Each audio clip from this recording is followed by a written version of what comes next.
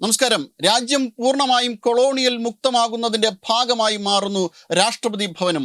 രാഷ്ട്രപതി ഭവനിൽ പ്രദർശിപ്പിച്ചിരുന്ന ബ്രിട്ടീഷ് സൈനികരുടെ ചിത്രങ്ങൾക്ക് പകരം ഇനി ഭാരതം പരംവീർ ചക്രം നൽകി ആദരിച്ച സൈനികരുടെ ചിത്രങ്ങളായിരിക്കും രാഷ്ട്രപതി ഭവനിൽ ഉണ്ടാവുക. പരംവീർ ദീർഘ എന്ന് പേരിട്ടിരിക്കുന്ന ഗാലറി ഡിസംബർ 16 രാഷ്ട്രപതി ദ്രൗപദി മുർമു ഉദ്ഘാടനം ചെയ്തു. അങ്ങനെ രാജ്യം പൂർണ്ണമായും എല്ലാ അർത്ഥത്തിലും കൊളോണിയൽ അടിമത്വത്തിൽ നിന്ന് മുക്തമായി മാറുകയാണ്. കഴിഞ്ഞ നാളിതുവരെയുള്ള സർക്കാരുകൾ ഒന്നും ചെയ്യാത്ത തരത്തിൽ ഭാരതത്തിൻ്റെ സ്വത്വം, ഭാരതത്തിൻ്റെ അഭിമാനബോധം, ഭാരതത്തിൻ്റെ പരമാധികാരം പൂർണ്ണമായും പ്രദർശിപ്പിക്കുന്ന തരത്തിൽ, അതിനെ പൂർണ്ണമായും ഫലവത്താക്കുന്ന തരത്തിൽ മോദി സർക്കാർ കഴിഞ്ഞ കുറേ നാളുകളായി മുന്നോട്ട് കൊണ്ടുപോവുകയാണ്. അതിൻ്റെ ഭാഗമായിട്ട് രാജ്യത്ത് പലവിധ മാറ്റങ്ങളും വന്നിരിക്കുന്നു.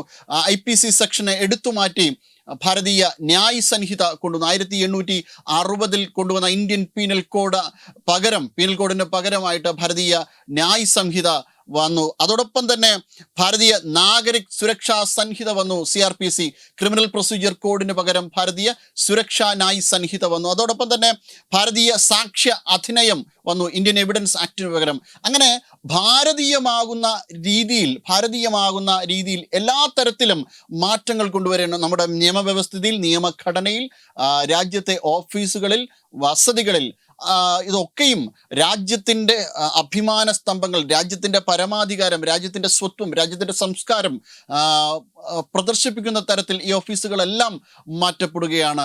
അതിൻ്റെ ഭാഗമായി മാറുകയാണ് രാഷ്ട്രപതി ഭവനും. ഈ അടുത്ത ഇടയായി തന്നെ ഗവർണറുടെ ഓഫീസ് ലോക് ഭവൻ എന്ന് മാറ്റിയിരുന്നു. രാജ്ഭവന് പകരം ലോക് ഭവൻ എന്ന് ആക്കിയിരുന്നു, എന്ന് പുനർനാമകരണം ചെയ്തിരുന്നു. ഇതും ഭാരതീയമായിട്ട് മാറുന്നതിൻ്റെ ഒരു ഭാഗമായിട്ടാണ് ചെയ്തത്. അത്തരത്തിൽ ഭാരതത്തിൻ്റെ സ്വത്വത്തെ പ്രദർശിപ്പിക്കുന്ന, ഭാരതത്തിൻ്റെ അഭിമാനത്തെ പ്രദർശിപ്പിക്കുന്ന തരത്തിലുള്ള മാറ്റങ്ങളാണ് എല്ലാ അർത്ഥത്തിലും കൊണ്ടുവരുന്നത്. ബാബറിൻ്റെ പേരുള്ള ഈ ഒരു തുള്ളി രക്തം പോലും ഭാരതത്തിൽ വീഴാൻ പാടില്ല.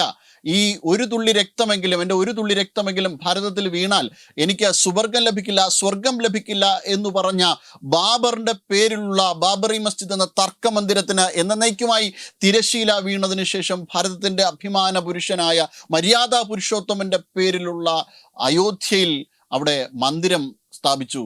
അതോടൊപ്പം തന്നെ ഭാരതത്തിൻ്റെ അഭിമാനത്തെ യശസ് വീണ്ടും ഉയർത്തിക്കൊണ്ട് അവിടെ ധ്വജസ്ഥാപനം നടത്തി.